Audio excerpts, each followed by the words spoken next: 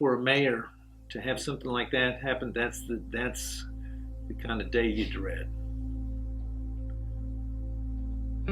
Because I started getting word that there were overdoses and they were just coming in rapid fire. I was not surprised. There had been bad batches of heroin popping up in other locations. So it didn't surprise me that Huntington got a bad batch of heroin that resulted in overdoses. In 2015, there was one West Virginian dying of opioid-related overdose every 12 hours. In 2016, there's a West Virginian dying of opioid-related overdose every 10 hours. Drug use and mental health, I think, are highly stigmatized in our nation and in this particular region. Historically, as the research shows us, every time you have a war on a substance, then it ends up actually becoming this thing that people want to have more. I was addicted to heroin and methamphetamines, but I do any drug that I could get my hands on.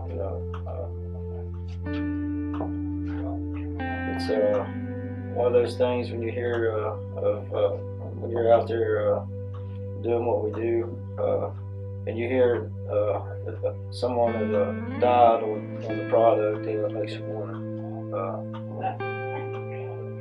Quite frankly, kind of get sick of being sick. You want it to end.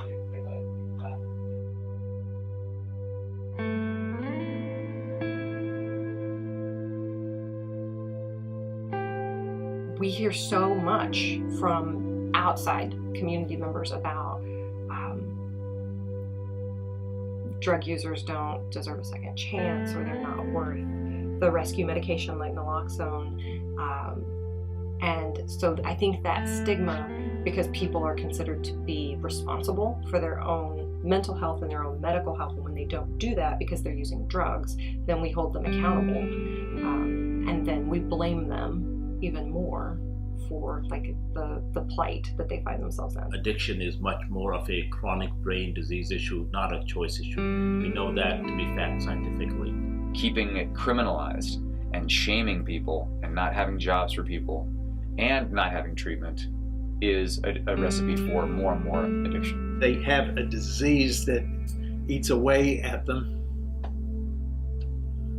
Whose right is it to say, let them die? They would, if there was someone that was in cardiac arrest and people just said, well, they smoked all their life, they ate the bad things, they didn't ever exercise, let them die.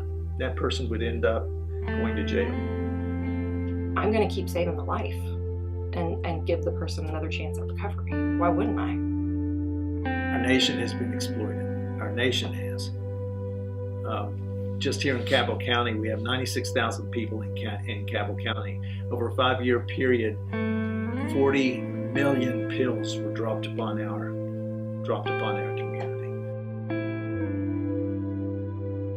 The biggest moneymaker in the country, the biggest legitimate moneymaker in the country is, anybody? Prescription drugs.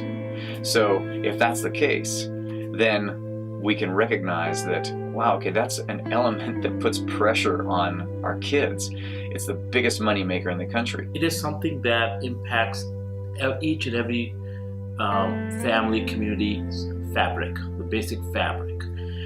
That's the reason that there has been such an important not only attention paid to this, but we want to address this in a very comprehensive manner. So not just treat it as a criminal justice problem or a law enforcement problem, but really a bigger societal problem.